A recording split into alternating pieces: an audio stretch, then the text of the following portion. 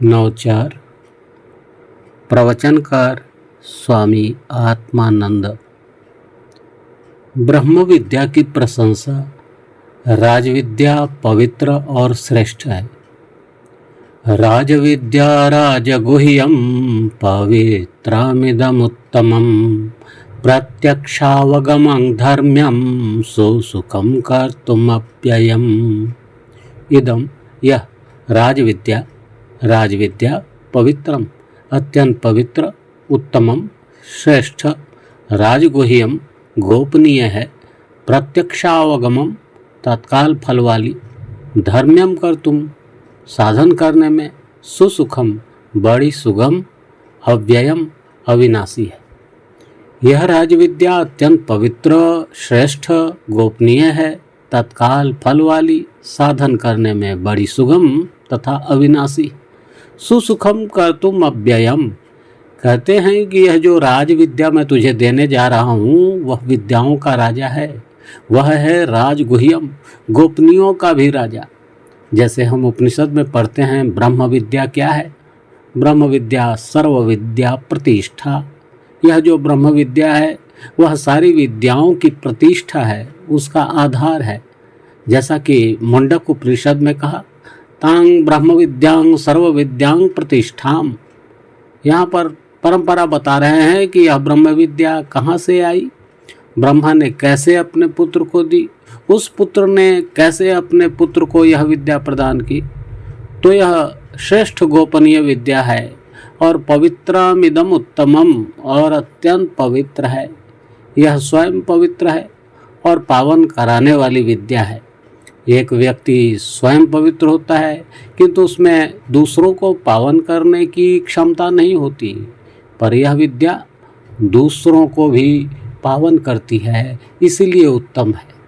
प्रत्यक्षावगमम, और इसका फल प्रत्यक्ष मिलता है।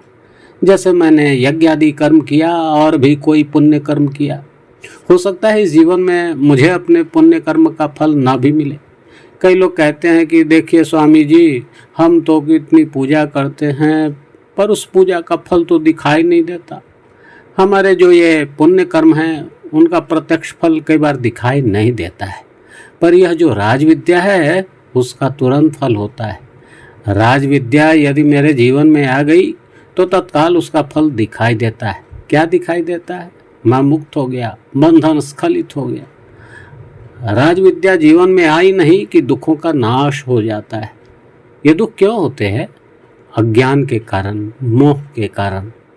अर्जुन के जीवन में विद्या आ गई, उसके जीवन में जो शोक था वह शोक निकल गया, युद्ध करने के लिए संलग्न हो गया।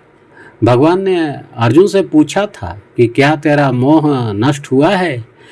कचिदेतच्छ्रुतं पार्थ त्वयैकाग्रेण चेतसा कचिदज्ञानसम्मोहः प्रनष्टस्ते धनंजय। अर्जुन क्या उत्तर देता है? नष्टो मोहः स्मृतिर्लब्धा त्वत्प्रसादान् मयाच्युत स्थितोऽस्मि गतसन्देहः करिष्ये वचनं तव। प्रभु, आपकी कृपा से मेरे सारे संदेह दूर हो गए, मोह दूर हो गया। अब मैं अपने स्वरूप में स्थित हो गया हूँ। अब आप जैसा कहेंगे वैसा मैं करूँगा। यही राजविद्या की महिमा है। तुरंत शोक का नाश करती है, दुखों का नाश कर देती है। इसलिए प्रत्यक्षावगमम कहा गया है। इसके लिए हमें रुकने की आवश्यकता नहीं है कि फल कब मिलेगा, तत्काल ही वह फल प्राप्त हो जाता है। यह प्रत्यक्ष फल देने वाली विद्या है। यह जैसे ही जीवन में प्रतिष्ठित हुई कि तत्काल वह ज्ञान रूपी फल लेकर अपना सारा लाभ हमारे समक्ष दिखा देती है। ऐसी यह विद्या है। और कैसी है? धर्म्यम, माने धर्म इत्यादि जीवन में हम जो देखते हैं। धर्म का क्या अर्थ है? शास्त्रों में जो धर्म की प्रणाली कही गई है उसी प्रणाली के अनुरूप ही यह है। और भी कैसी है? सुसुखम कर्तुम, अर्थात यह आसानी से करने योग्य है।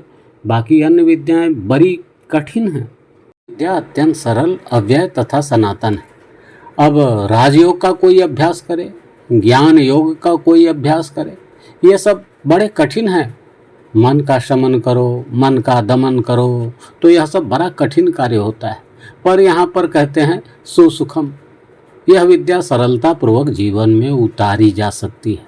अव्ययम, यह अव्यय है, यह हमेशा बनी रहती है।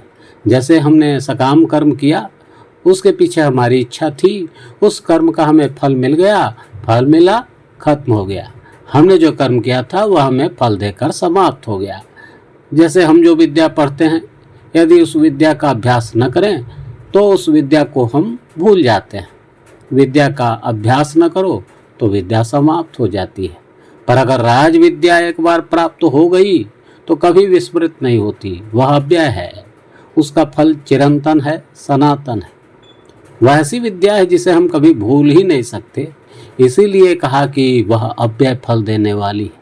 अतः अर्जुन, ऐसी विद्या का मैं तेरे प्रति उपदेश करूंगा, ऐसा भगवान कहते हैं। प्रथम इन 2 श्लोकों में भगवान ने बता दिया कि वे क्या बताना चाहते हैं। यह राज विद्या है, राजगुरु है और पवित्र है, अत्यंत उत्तम है और उत्तम होने के कारण इसका फल प्रत्यक्ष मिलता है। यह धर्म्यम है, सुसुखम कर्तुम है, उसका अभ्यास सरलतापूर्वक किया जा सकता है और अव्यय है, उसका फल कभी नष्ट नहीं होता है। यह विद्या कभी नष्ट नहीं होती। यदि यह व्यक्ति के जीवन में एक बार आ जाए तो वह उसे भूलता नहीं है। ऐसा कहकर तीसरे श्लोक में कहते हैं कि देखो, जो मेरे इस वचन पर श्रद्धा नहीं रखते हैं उनकी क्या दुर्गति होती है। श्रद्धा विरहित मनुष्य ईश्वर की खोज नहीं करते। अश्रद्धानः पुरुषः धर्मस्यास्य परन्तप अप्राप्य मां निवर्तन्ते मृत्यु संसार वर्त्मनि। परंतप, हे परंतप, अस्य इस धर्मस्य, धर्म में अश्रद्धाना विश्वास न करने वाले पुरुषाः लोग माम मुझको अप्राप्य न पाकर मृत्यु संसार वर्त्मनि, मृत्यु संसार चक्र में निवर्तनते फंसे रहते हैं। हे परंतप, इस धर्म पर विश्वास न करने वाले लोग मुझको न पाकर मृत्यु संसार चक्र में फंसे रहते हैं। अर्जुन के मन में प्रश्न उठा कि महाराज, आप कहते हैं कि इस विज्ञान के ज्ञान की कितनी महिमा है, फिर यह भी कहते हैं कि सुसुखम कर दूं, इसका अभ्यास करना बहुत सरल है, तो फिर सभी मनुष्य इसका अभ्यास क्यों नहीं करते? तब प्रभु कहते हैं, उनकी श्रद्धा हो तब ना, क्या करें, श्रद्धा नहीं है, इसीलिए मनुष्य उस ओर जाता ही नहीं है। जिसकी श्रद्धा नहीं है तो फिर उसका क्या होता है? अस्य धर्मस्य, जो इस धर्म में श्रद्धा रहित हैं तो उनका क्या होता है? अप्राप्य माम निवर्तन्ते, मुझको न जानकर मृत्यु संसार वर्त्मनि, ये मृत्यु संसार चक्र में भ्रमण करते रहते हैं। जिनकी श्रद्धा इस विषय पर नहीं है वे चक्कर लगाते रहते हैं। यहाँ पर जो कटाक्ष है वह थोड़ा सूक्ष्म कटाक्ष है। किस पर कटाक्ष है?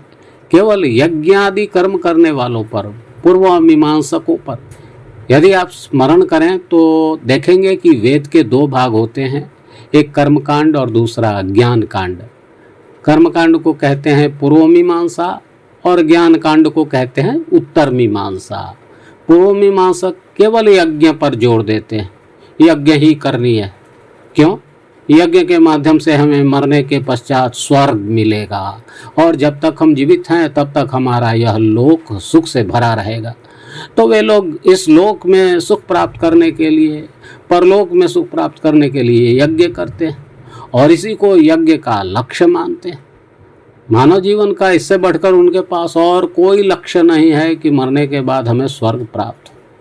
यह कर्मकांडी, पूर्व मीमांसक और उत्तर मीमांसक या वेदांती क्या है? ज्ञान कांडी क्या है? ज्ञान कांडी को वेदांती भी कहते हैं। ज्ञान कांडी कहता है, अरे उस स्वर्ग में क्या धरा है, स्वर्ग में भला कितने दिन रहोगे, तुम कर्मों के माध्यम से स्वर्ग प्राप्त करते हो तो कर्म जैसे सीमित है उसी प्रकार उसका फल भी सीमित है। ठीक है, तुमने यज्ञादि कर्म किए, पुण्य कर्म किए, तुम्हें स्वर्ग मिल गया, पर इस स्वर्ग में कब तक रहोगे? अनंत काल तक तो नहीं रह सकते।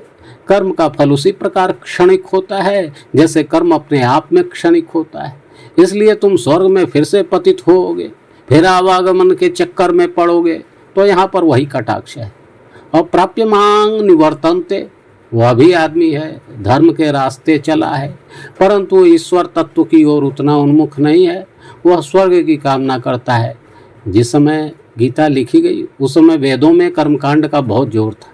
ऐसा लगता है कि महाभारत में कर्मकांड पर बहुत जोर दिया जाता रहा हो, इसीलिए यज्ञों पर थोड़ा सा कटाक्ष करते हैं गीता में। और उसी प्रकार भागवत में भी कटाक्ष है। आप पढ़ते हैं कि जब नंद बाबा ने इंद्र की पूजा के लिए यज्ञ का आयोजन किया तो पहली बार इंद्र पूजा का विरोध भगवान श्री कृष्ण करते हैं। कहते हैं बाबा इसमें क्या रखा है, जो देवता दिखाई नहीं देते उनकी पूजा के निमित्त हम यज्ञ आदि क्यों करें? हमारे सामने यह जो गिरिराज गोवर्धन पहाड़ है उसकी पूजा क्यों न करें? कथा के अनुसार तब गोवर्धन को उठा लेते हैं।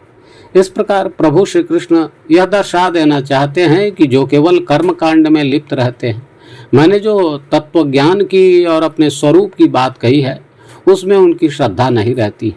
मुझे प्राप्त करने का तो बहुत सरल रास्ता है, परंतु उन कर्मकांडियों की मति उस ओर नहीं झुकती।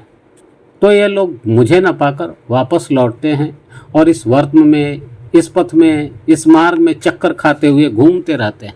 इसके बाद भगवान ने क्या कहा? वे कहते हैं अर्जुन अब तुम मेरा ऐश्वर्य सुनो कि मैं कैसा हूँ। अब वे अपने स्वरूप का उद्घाटन करते हैं। शेष क्रमशः।